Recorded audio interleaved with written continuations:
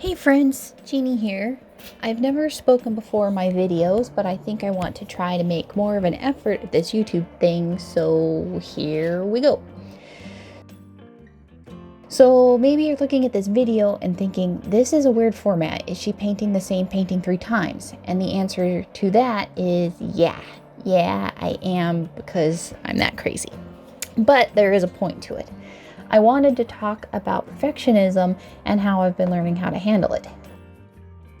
This is probably going to be a favorite topic of mine in upcoming videos, so if that's something you're struggling with, hopefully there will be something in here that will help you. So why 3 paintings? It was actually 4, but one of the attempts failed so bad I didn't even include it.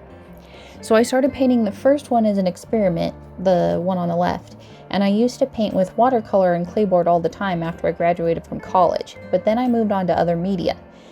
But this year I'm going to be illustrating a new picture book, and I wanted to kind of play around with different mediums since the last picture book I did was digital. So I thought that this would be a good medium to try, but it turns out that I'm rustier than I thought, or I was way smarter back then or something, because pretty much immediately it started going off the rails for me. And then the process was all about trying to fix it. What I wanted was this clean look, but the clayboard doesn't really allow the watercolor to absorb, it just sort of sits on top. So getting clean, crisp lines was sort of impossible, and it also wasn't layering like how I remembered it. And I remembered later on, after I finished this, that I actually used to use a different kind of paint than what I'm using now, so I'll probably have to try that again in the future. But anyway, halfway through, I decided to see if I could try to get the look I was going watercolor on Canson XL paper, which is the painting on the right. This is where the perfectionism demon began to crawl into my mind again. So one of the paintings failed, and I tried it again after stretching the paper. Again, I found myself being sloppier than I wanted, and again, the color wasn't layering the way that I usually prefer. This is why paper choice is important. And I felt myself growing pretty tight and frustrated. I've been battling perfectionism, especially perfectionism concerning my artwork, ever since high school and maybe even before that, but I remember it being really bad in my junior year. It's been better sometimes, but a lot of times it's been a lot worse. When I'm experiencing perfectionism, there are physical symptoms that come along with it. For me, it's like there's a stone in my throat, or like right behind my sternum, like a weight where my lungs are. And my muscles feel more tense, and I'm more irritable and less playful, and basically just a horrible person to be around.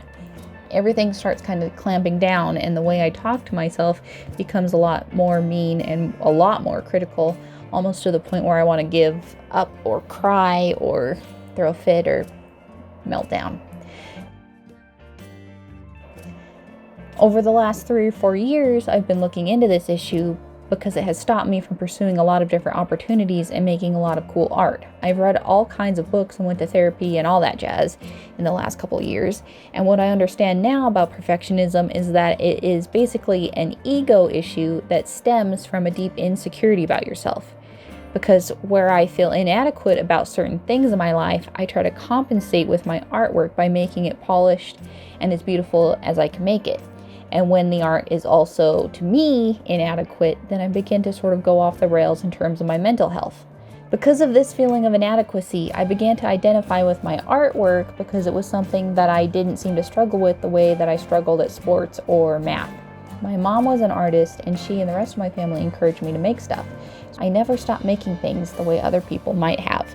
So it was easy for me to be praised as good at art because I had more practice in art than other people my age.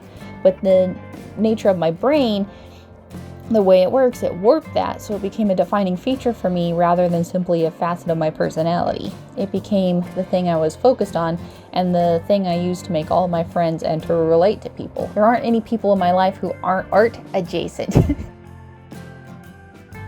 It became sort of a monster that I then had to feed. I had to make good art, otherwise that meant I was a bad artist and therefore a bad person. And I was terrified of anyone finding that out about me, so I would often find myself making and remaking paintings to get them to be perfect.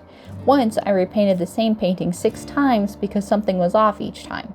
I look back now and laugh because the thing that bothers me about it, I can't even see it now. Back then, it was like kind of a tunnel vision. I felt like I could see it and so could everyone else, but they couldn't. And then later on, I couldn't even see it. So it's obviously something that's happening in my mind.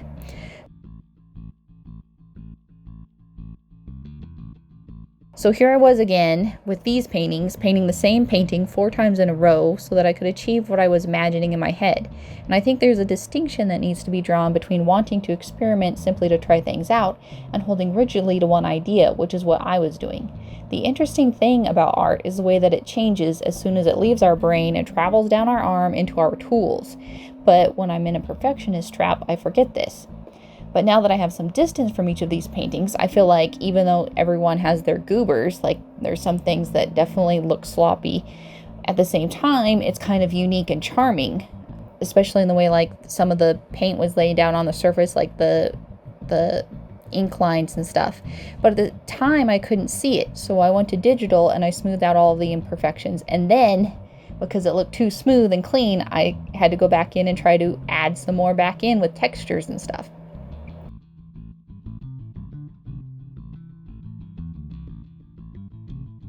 Perfectionism feels like a thief, like it steals a lot of enjoyment from my life. In the case of art, I became so result-oriented that I forget why I started painting and drawing in the first place, which was to simply enjoy the act of layering paint on paper. There's something really physically satisfying about watching paint go down on paper and directing it around and telling a story with your drawings.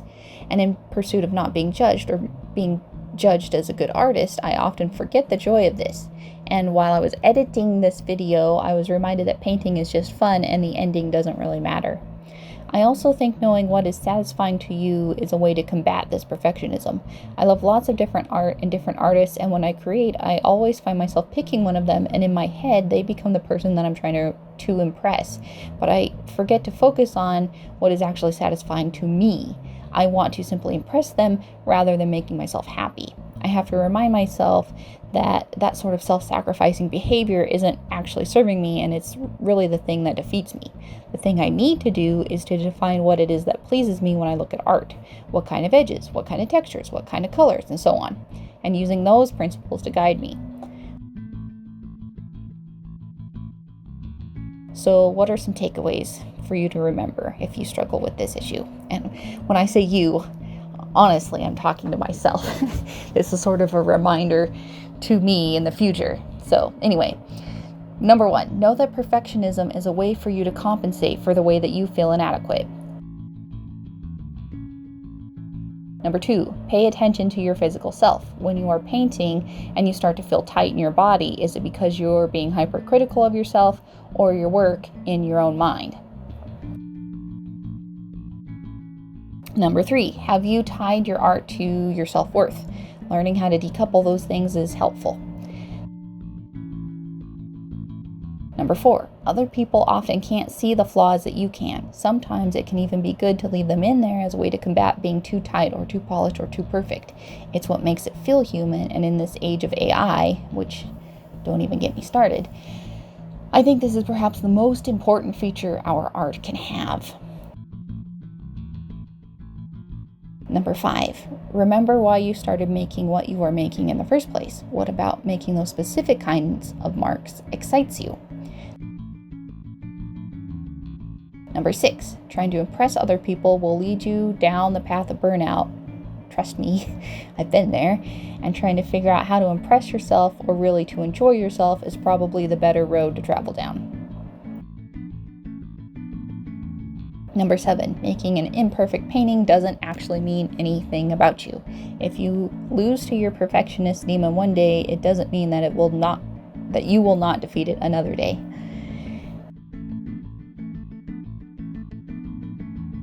In the future, I will be talking more about the ways I found to deal with these little perfectionist demons. I'm not an expert yet, but in the last couple of years, I found a whole lot of improvement.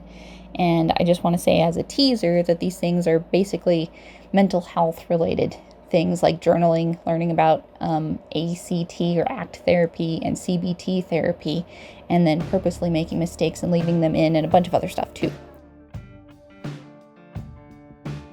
I think that's all I have to say on this topic for today, and I hope you found this insightful. I'd would really love to hear your thoughts on this topic in the comments. If you want to talk about like your struggles or your questions or successes about how you get around perfectionism. And also, I would like to know, which of these paintings did you actually enjoy the most? Which one should I keep pursuing? So I'm really glad you're here, and I hope to see you here again soon. Adios.